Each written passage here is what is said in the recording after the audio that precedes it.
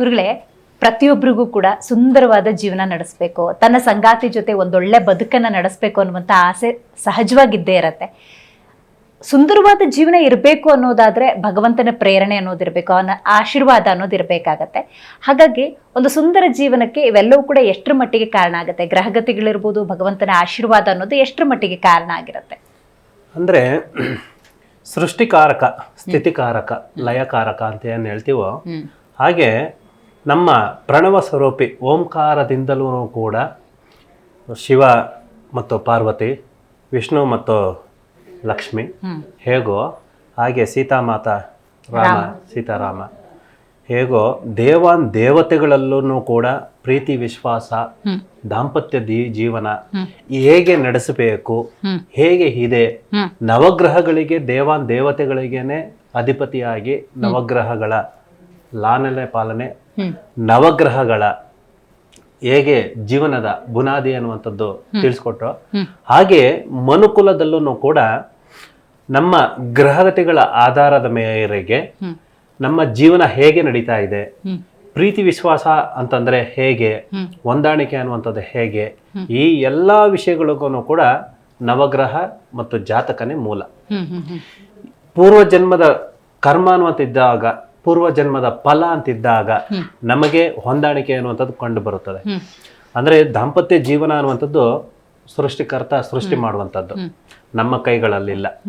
ಅಂದ್ರೆ ಮೊದಲೆಲ್ಲಾನು ಪೂರ್ವಿಕರು ಅಂದ್ರೆ ನಮ್ಮ ತಾತ ಮುತ್ತಾದ್ರ ಕಾಲದಲ್ಲೆಲ್ಲಾನು ಕೂಡ 100 ವರ್ಷ 200 ವರ್ಷಗಳ ಹಿಂಭಾಗದಲ್ಲಿ ಒಂದು ಸರಿ ಅಂದ್ರೆ ಬೇಗನೆ ಹೆಣ್ಮಕ್ಳಲ್ಲಿ ಬಾಲ್ಯ ವಿವಾಹ ಅನ್ನುವಂಥದ್ದು ಇತ್ತು ಮೊದಲೆಲ್ಲಾನು. ಮತ್ತು 17, 18, 19 ವರ್ಷಗಳಿಗೆಲ್ಲಾನು ಕೂಡ ಮದುವೆ ಅನ್ನುವಂಥದ್ದು ಆಗೋಗ್ತಾ ಇತ್ತು. ಅಷ್ಟು ಬೇಗ ಮದುವೆ ಆದ್ರೂ ಕೂಡ ಜೀವನ ಪರ್ಯಂತ ಅಂತಂದ್ರೆ ಯಾವುದೇ ರೀತಿ ಕುಟುಂಬದಲ್ಲಿ ಸಾಮರಸ್ಯ ಅನ್ನುವಂಥದ್ದು ಬಂದ್ರೂ ಕೂಡ ಸ್ಟಿಲ್ ಸ್ಟ್ರಾಂಗ್ ಆಗಿ ನಿಂತ್ಕೊಳ್ತಾ ಇದ್ರು ಇಬ್ರು ಕೂಡ. ಅಂದ್ರೆ ಮಕ್ಕಳು ಒಂದು 5 ಜನ ಆದ್ರು, 10 ಜನ ಆದ್ರು, 11 ಜನ ಆದ್ರು, 12 ಜನ ಆಗಿರೋ ಮಕ್ಕಳನ್ನು ಕೂಡ ಹಿಂದೆ ಎಲ್ಲಾನು ಇದ್ರು. ಯಾವುದೇ ಹಾಸ್ಪಿಟ್ಲ್ಗಳಿರ್ಲಿಲ್ಲ, ಯಾವುದೇ ಹೆರಿಗೆಗೆ ಅನ್ನುವಂಥದ್ದು ನೋವು ಪಡ್ತಾ ಇರಲಿಲ್ಲ. ದಾಂಪತ್ಯ ಜೀವನ ಅನ್ನುವಂಥದ್ದು ತುಂಬಾ ಅನ್ಯೋನ್ಯಕತೆಯಾಗಿತ್ತು.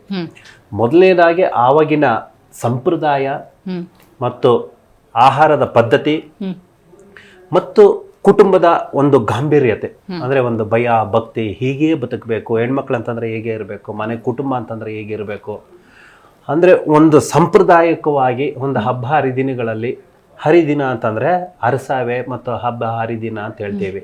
ಭಗವಂತನ ನಿಷ್ಠೆಯಿಂದ ಮಾಡುವಂತಹ ಪ್ರತಿಯೊಂದು ಕೆಲಸದಲ್ಲೂ ಒಂದು ಸಾರಸ್ಯ, ಒಂದು ತಾತ್ಪರ್ಯ ಅನ್ನುವಂಥದ್ದು ಇತ್ತು. ಇವಾಗ ಏನಾಗ್ತಾ ಇದೆ ಅಂತಂದ್ರೆ ಮೈಂಡ್ ಮೆಚೂರ್ಡ್, ಫ್ರೀಡಮ್, ಸ್ವತಂತ್ರ ಅನ್ನುವಂಥದ್ದು ನಾವೆಷ್ಟರ ಮಟ್ಟಿಗೆ ಸ್ವತಂತ್ರ ಅನ್ನುವಂಥದ್ದು ಕೊಡ್ತಾ ಇದೀವೋ ಅಷ್ಟೇ ಮಟ್ಟಿಗೆನೆ ನಮ್ಮ ಸಂಪ್ರದಾಯಗಳನ್ನ ನಾವು ನಮ್ಮಿಂದ ನಾವೇ ಕಳ್ಕೊಳ್ತಾ ಇದ್ದೀವಿ. ಸಂಪ್ರದಾಯಗಳನ್ನ ಎಲ್ಲಿ ನಶಿಸಿ ಹೋಗ್ತಾ ಇದೋ ಅಲ್ಲಿ ಏನಾಗ್ತಾ ಇದೆ ಅಂತಂದ್ರೆ ಸಾರಸ್ವ ತತ್ವ ಅನ್ನುವಂಥದ್ದು ಏನಾಯ್ತೋ ಅದು ಕಡಿಮೆ ಆಗ್ತಾ ಇದೆ. ನಮಗೆ ಬುದ್ಧಿ ಭ್ರಮಣೆ ಆಗೋಗ್ತಾ ಇದೆ. ಅಂತಂದ್ರೆ ಇರುವಂತಹ ರಿಯಾಲಿಟಿ ಜ್ಞಾನ ಅನ್ನುವಂಥದ್ದು ಏನಾಯ್ತೋ, ಸನಾತನ ಧರ್ಮ ಅನ್ನುವಂಥದ್ದು ಏನಾಯ್ತೋ, ಆ ಧರ್ಮದ ಪ್ರಕಾರವಾಗಿ ನಡ್ಕೋಬೇಕಾಗಿರುವಂಥದ್ದೆಲ್ಲಾನು ಸ್ವಲ್ಪ ವ್ಯತ್ಯಾಸಗಳು ಕಂಡು ಬರ್ತಾ ಇದೆ. ಏನು ಇವಾಗ ವಿದೇಶಿಗಳಲ್ಲಿ ನಡೀತಾ ಇದೆಯೋ ಇದೆಲ್ಲಾನು ನಾವು ಆಡಂಬರವಾಗಿ ನಾವು ತಗೋಬಿಡ್ತಾ ಇದ್ದೀವಿ.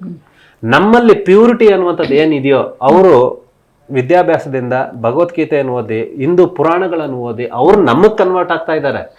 ಲಕ್ಷಾಂತರ ಜನಗಳು ನಮ್ಮ ಸ್ವಯಂ ಅನುಭವದಿಂದ, ನಾನು ಕಡಿಮೆ ಅಂತಂದ್ರೆ 13-14 ದೇಶಗಳು ಸುತ್ತಿ ಬಂದಿರೋಂಥ ನಮ್ಮ ಜಾಗ ಹೊರಗಡೆಯಿಂದ ಹೋದಾಗ್ಲೇನೆ ಅವ್ರಿಗೆ ಇರುವಂತಹ ನಮ್ಮ ಹಿಂದೂ ಧರ್ಮ, ನಾನು ಇಂಡಿಯನ್ ಅಂತಂದ್ರೆ ಹೌದಾ ಇಂಡಿಯನ್ ಅಂತ ಅಂದ್ಬಿಟ್ಟು ಎಷ್ಟು ಆಶ್ಚರ್ಯಕರವಾಗಿ ಮತ್ತು ಅನುಬಂಧದಿಂದ ಮಾತಾಡ್ತಾರೆ. ನಾನು ಹಿಂದೂ ಆಗ್ತಾ ಇದ್ದೀನಿ, ನಾನು ಕೂಡ ಹಿಂದೂ ಅಂತ ಹೇಳ್ಕೊಳ್ತಾರೆ. ನಾವೇನ್ ಮಾಡ್ತಾ ಇದೀವಿ, ನಮ್ಮ ತನನ ಬದಿಗಿಟ್ಬಿಟ್ಟು ಬೇರೆ ಫ್ಯಾಷನ್ ಆಗಿ ಮಾತಾಡ್ತಾ ಇದ್ದೀವಿ, ಫ್ಯಾಷನ್ ಆಗಿ ಓಡಾಡ್ತಾ ಇದ್ದೀವಿ. ಸೊ ಇಲ್ಲಿ ಏನಾಗುತ್ತೆ ಅಂತಂದ್ರೆ ಮುಖ್ಯವಾಗಿ ಗ್ರಹಗತಿಗಳ ಆರಾಧನೆ ನಮ್ಮ ಯೋಗ ಬಲದಲ್ಲೂ ಮತ್ತು ಗಂಡ ಹೆಂಡತಿನಲ್ಲಿ ಸಾಲ ಉಳಿವಿ ಅಂತ ನೋಡ್ತೀವಿ. ಅದನ್ನ ನೋಡುವಾಗ ಎಷ್ಟರ ಮಟ್ಟಿಗೆ ಫಲ ಅನ್ನುವಂಥದ್ದು ಕೊಡ್ತೈತೆ, ಅದು ಎಲ್ಲಿವರೆಗೂ ಇವರ ದಾಂಪತ್ಯ ಜೀವನದಲ್ಲಿ ಹೇಗೆ ಕಲಹ ಅನ್ನುವಂಥದ್ದು ಬರ್ತೈತೆ, ಮತ್ತೆ ಎಲ್ಲಿವರೆಗೂ ಶಾಶ್ವತವಾಗಿದೆಯಾ, ಮಧ್ಯದಲ್ಲಿ ಇದೆಯಾ, ಏನಾದರೂ ಸಮಸ್ಯೆಗಳಾಗ್ತಾ ಇದೆಯಾ, ಸಂತಾನ ಫಲದಲ್ಲಿ ಪ್ರಾಬ್ಲಮ್ ಇದೆಯಾ, ಇದನ್ನ ಯಾವುದನ್ನು ನೋಡ್ದಿರಾನೆ, ಸಾಲಾವಳಿ ಅನ್ನುವಂಥದ್ದು ಏನ್ ನೋಡ್ದಿರಾನೆ ಪ್ರೇಮ ವಿವಾಹ ಅನ್ನುವಂಥದ್ದು ಆಗ್ತಾರೆ. ಪ್ರೇಮ ವಿವಾಹದಲ್ಲಿ ಏನು ತಪ್ಪು ಅಂತ ಏನು ಹೇಳ್ತಾ ಇಲ್ಲ, ಬಟ್ ಏನಪ್ಪಾ ಅಂತಂದ್ರೆ ಅದು ಶಾಶ್ವತವಾಗಿ ನಮಗೆ ಎನರ್ಜಿ ಅನ್ನುವಂಥದ್ದು ಕೊಡ್ತಾ ಇಲ್ಲ. ಆದ ಕಾರಣದಿಂದ ಏನಾಗ್ತಾ ಇದೆ ಅಂತಂದ್ರೆ ಮದುವೆಗೆ ಮುಂಚಿತವಾಗಿ ಪ್ರೇಮ ಮಾಡಬೇಕು, ಮದುವೆ ಆದ್ಮೇಲೆ ಬೇಡ ಅನ್ನುವಂಥದ್ದಲ್ಲ. ಮದುವೆ ಆದ ನಂತರ ಕಣ್ಣಿಗೆ ನನಗೆ ಯಾರಂತಂದ್ರೆ ಯಾರು ನೋಡೇ ಇರೋದೇ ಇಲ್ಲ. ಇನ್ನು ನಮ್ಮ ಟ್ರೆಡಿಷನಲ್ ಕುಟುಂಬದ ಸಮೇತವಾಗಿ ನಮ್ಮ ಕಡೆಯವರು ಅವ್ರ ಕಡೆಯವರು ಎಲ್ಲನೂ ಕೂಡ ನೋಡಿ ಅರೇಂಜ್ ಮ್ಯಾರೇಜ್ ಅನ್ನುವಂಥದ್ದು ಏನು ಮಾಡ್ತೀವೋ ಇದರಲ್ಲಿ ತದನಂತರ ಪ್ರೀತಿಸ್ತೀವಲ್ಲ, ಅದು ನಿಜವಾದ ಪ್ರೇಮ, ಶಾಶ್ವತವಾದ ಪ್ರೇಮ. ಜಿ ಕನ್ನಡ ನ್ಯೂಸ್ ಈಗ ನಿಮ್ಮ ಮನೆಯಲ್ಲೇ ನೋಡಿ. ಎಲ್ಲ ಕೇಬಲ್ಗಳಲ್ಲಿ ಈಗ ಲಭ್ಯ.